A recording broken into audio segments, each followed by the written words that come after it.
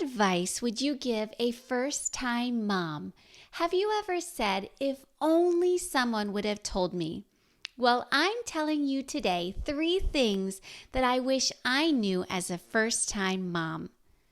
If you are a mama in the thick of it with 1, 2, 5 kids or 8 kids, then sit back and laugh with me because I imagine you're going to say, yes, if only someone would have told me that too. You'll relate. And when the episode is done, would you share in the comments 3 things that you wish you knew as a first-time mom? I'd love to hear your answers. And if you are expecting mama, I'm so glad that you are listening. I pray that these will bless you as you step into the beautiful life of motherhood. You're listening to the Renewed Mama podcast. I'm Kimberly Mutar, and I help mamas like you stay renewed. I'm here to help you renew your thoughts that are on repeat while you wash dishes or fold laundry. I help you renew the words that you say to yourself and to your children when it's the best day ever and when it spirals into chaos, temper tantrums, and sibling fights. I am your coach helping you to renew how you respond so that you keep showing up as the mama you want to be. Did you know that the Renewed Mama podcast is on YouTube and Rumble? If you like to watch video podcasts while you wash dishes or fold laundry, join me there. Please like and subscribe, leave a comment to help the YouTube channel to grow so that more mamas find the podcast and stay renewed with us. Thank you. The number one thing I wish I knew as a first-time mom is that there are seasons. There are seasons to motherhood. Thankfully, early on in my parenting, I was given this advice that there are seasons to motherhood and parenting because it has stuck with me and helped me have a healthy perspective. As the mother told me, I tell you, enjoy the good seasons and find all of the good that you can in the tough seasons. You will have seasons of small baby, toddler, preteen, teens, going off to university, seasons of runny noses and colds, and times when you can't remember the last time someone threw up. Praise the Lord. You'll have potty training seasons, moving or doing house renovation seasons. There will be seasons of financial pressure and times of abundance. You will have highly productive seasons and then other less productive, snuggle on the couch, rest at home seasons. You, mama, will make it through each season. Each will pass into a new season. I've come to learn that if you can flow or move inside each season, staying patient, hopeful, faithful, thankful, asking for help, resting when you need to, speeding up when you need to, staying steady, renewed, you will see each season come and go with more ease than if you resisted and complained about the hard parts. I think we'd all raise our hand to wishing that things were all good and easy, but it's in the challenges, the hard seasons, the unknown, the breaking experiences that build resilience and determination and endurance. Your thoughts and the words you speak really are key to helping you stay patient, hopeful, and grateful in the hard seasons and in the good ones too. Choose to dance and sing and laugh and be grateful in all of the seasons, especially the hard ones. I'd love to hear about the hard season that has marked you and made you an even stronger mama. I'd love to hear about the good seasons where you caught your breath and dreamed again. Tell me in the comments. So remember that there are seasons to motherhood. Also know that you don't have to enjoy every moment of motherhood. If you are trying to enjoy every moment of motherhood and then you feel mom guilt when you don't enjoy each moment, stop, please. It's okay to wish for full nights of sleep. Hold on, they will come, I promise. In the meantime, give yourself the gift of a nap when you can sneak them in. It's just fine to wish the kids were in bed already so that you could be in bed already. Prioritize sleep for everyone in the household on those days.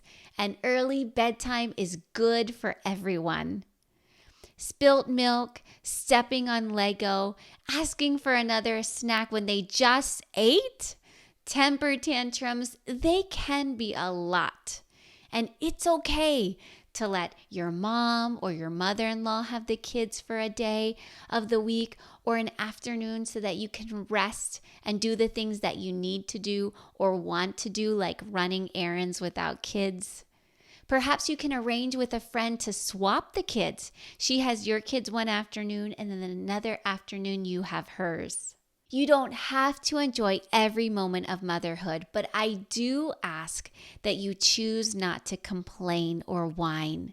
I know it takes a lot of intention to choose to be grateful instead of complaining, but complaining does not open the door to the good things in your home and in your life. So if you catch the complaining replaying in your mind or rolling off your tongue, stop it and say, I choose gratitude. I am thankful for, and then name 3 or 4 things, as many as you need to shift your mindset to joy. Have you ever felt in the past as though you needed to enjoy every moment of motherhood, but now after hearing this, I've given you the freedom to let go of that pressure to not have to enjoy every moment of motherhood? Tell me about it in the comments. My last, what I wish I knew as a first-time mom, has to do with our husbands. So if you have little ears around, now is the time to pop in some earbuds. This was my experience. It may not be yours or have been yours, but I wish someone would have told me about touch and affection after having kids. Having a baby made me feel super vulnerable about my body. Our bodies, Mama, go through so much. Did you know that carrying a baby to term takes the same amount of endurance as extreme sports, like running a 40-week marathon? It's as if you climbed Mount Everest, Mama. After birthing a baby and getting the nursing thing down, there was a period of time when touch from my husband was too much. I felt like I had a baby attached to me all day, and now you want me too? When he came close, I felt like, whoa, I need a little space. Can I just be left alone to myself? I knew he wanted me. It meant so much to me that he wanted me, even after my body went through so many changes. I was still deciding if I felt sexy again. What I needed from him at the time was his help around the house, his help with the baby, and his gentle advances, and his grace to let me feel back to myself again. I just didn't know how to communicate that to him without him feeling rejected. He was willing to help around the house. He was willing to help with the baby. I just needed the right words to express how I was feeling about my body without making him feel rejected. But you have to communicate through this. You have to take time to talk face to face, hand in hand, as to how to come to a comfortable middle ground of how you prioritize each other sexually as you transition through the newborn baby days and feeling yourself again in your body. Because if you don't, resentment, feeling taken advantage of or disrespected, or all he wants is sex, leave me alone, that can set in and build a wall between you and can still keep that wall there between you, 5 years later after having your kids. So remember that their sex drive is God-given and good. Sex is the oil that keeps your relationship glued together. It isn't the only oil, of course. You need communication, working together, time together, sharing each other's interests, all of that. But coming together intimately is good, and you must nurture this as a husband and wife. Now, as a new mom and dad, as you nurture your newborn. Now, it's your turn to share in the comments what you wish you knew as a first-time mom. I'd love to hear from you. And if you know of a first-time mom, would you share this episode with her? If you need help navigating first-time motherhood or motherhood with many children, you just want another mama to talk to about the frustrations or the questions you have, like reminding your kids 100 times and they still don't do it, or how to pair positive speak life words with proper consequences because nice words aren't enough. I'm here for you. Go now to renewedmamacoaching.com. I can help you to answer those questions for your children and your family, and in the process, renew your thoughts, your words, and your responses. When you go to Renewed Mama Coaching and book your first coaching session, you'll get 30 minutes, one-to-one, you and me focusing on exactly what you need. Your parenting, the peace in your home, better relationships with your children or your husband, less outbursts and temper tantrums, and a strong, positive mom mindset can be yours. Get it by going to Renewed Mama Coaching and booking your first coaching session now. If the Renewed Mama podcast encourages you, would you leave a review on Apple Podcasts and YouTube? Your review helps the podcast to grow so that more mamas find it and can stay renewed too. I appreciate it so much. Thank you for listening to the Renewed Mama podcast. I appreciate you. I care about you so much. For more resources, visit the Renewed Mama podcast, Renewed Mama Coaching, Speak Life Badges, and Austin's Kids Club. If there is one gift that you could give your children today, it would be your words, chosen carefully and spoken well.